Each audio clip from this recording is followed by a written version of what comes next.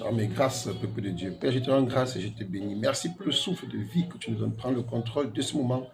Au nom de Jésus. Amen. Aujourd'hui, bien aimés, nous allons continuer ce que nous avons commencé sur les choses qui nous séparent de Dieu. Donc, on y a vu deux chapitres de cela aussi aujourd'hui.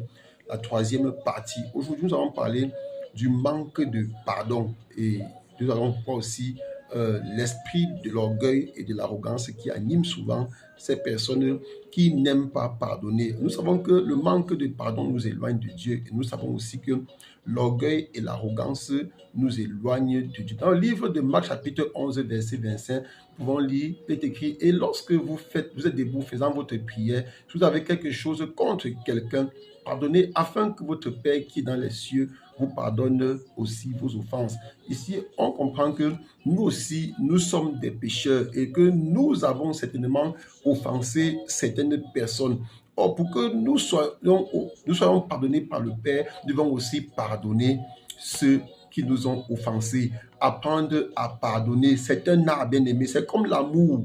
J'ai toujours dit, l'amour, on ne l'acquiert pas parce qu'on est né. L'amour, on l'apprend. Quand tu viens à Christ, le Seigneur te donne, va remplacer ton cœur de pierre par un cœur de chair. L'amour, c'est un processus. Pardonner aussi, c'est un processus. Si tu ne sais pas pardonner, demande à Dieu de te donner un cœur qui pardonne. Le pardon chasse Satan. Le pardon nous éloigne éloigne Satan de nous. Or, quand tu ne pardonnes pas, vous allez voir beaucoup de personnes sont attaquées la nuit. Pourquoi? Parce qu'ils gardent les choses dans leur cœur.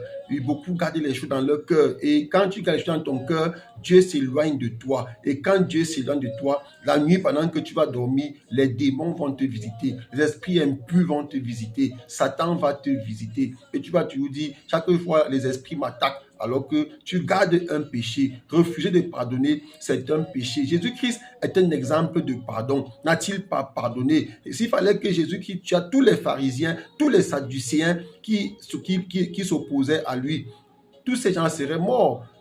Et personne parmi eux n'aurait la vie. On a vu que beaucoup parmi eux ont pris conscience et ont eu la vie éternelle. On a vu l'exemple de Nicodème et les autres. Donc, je prie pour toi dont le cœur est dur, le cœur refuse de pardonner. Je prie pour toi, bien-aimé, je prie pour toi qui m'écoutes aujourd'hui, que tu apprennes à pardonner. Pardonner, c'est mettre la honte de côté. Personne n'est jamais mort à cause de la honte. Tout au contraire, beaucoup de personnes qui ont voulu montrer la grandeur, qui ont voulu montrer l'orgueil, l'arrogance, qui ont voulu laver la honte, laver la face, beaucoup sont en train de souffrir en enfer après avoir lavé la face sur terre, après avoir enlevé la honte sur terre, parce qu'ils ne voulaient pas pardonner, parce qu'ils ont manifesté l'orgueil et l'arrogance. Je prie pour toi qui m'écoutes aujourd'hui, que tu apprennes à pardonner. Jésus-Christ a été humilié, Jésus-Christ a été détruit de toutes les manières, mais il a pardonné. Prenez l'exemple aussi d'Étienne, alors qu'il était en train d'être lapidé, mais voyant la vie qu'il attendait, voyant le bonheur qu'il attendait là-haut, il a dit, Père, pardonne-le. Prenons encore l'exemple aussi d'un grand roi, le roi Ézéchias,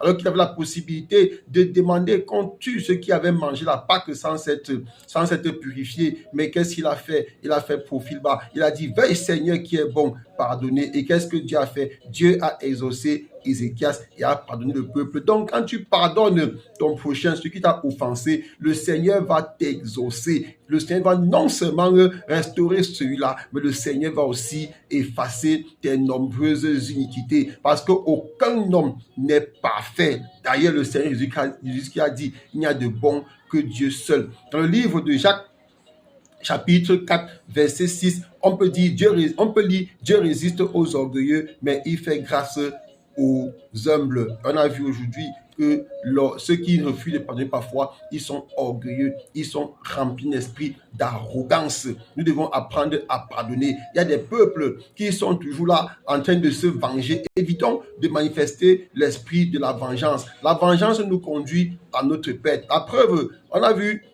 les guerres qui se déroulent aujourd'hui. Si Ésaü avait pardonné son frère, la guerre qui est aujourd'hui entre Amalek et Israël cette guerre n'existerait plus. Mais comme il a fait semblant de prendre les présents de son frère, il a continué à garder la rancune dans son cœur. Voilà où on se retrouve aujourd'hui. Et aujourd'hui, les gens sont en train de voir les bombardements, les gens sont contents, mais ils ne comprennent pas où est-ce que ces choses nous conduisent et la conséquence de ces choses. C'était juste une virgule. Je prie pour toi qui as du mal à pardonner, que tu fasses profil bas, que tu mettes les genoux par terre, que tu demandes au Seigneur Jésus de te donner un cœur qui pardonne. Il n'y a de pardon qu'en Dieu Dieu seul. Le monde ne sait pas pardonner. Le monde ne sait que détruire. Puis pour toi, mais aujourd'hui, que tu demandes l'esprit de pardon au Seigneur Jésus et il te revêtira de cela. Soyez abondamment bénis. Amen.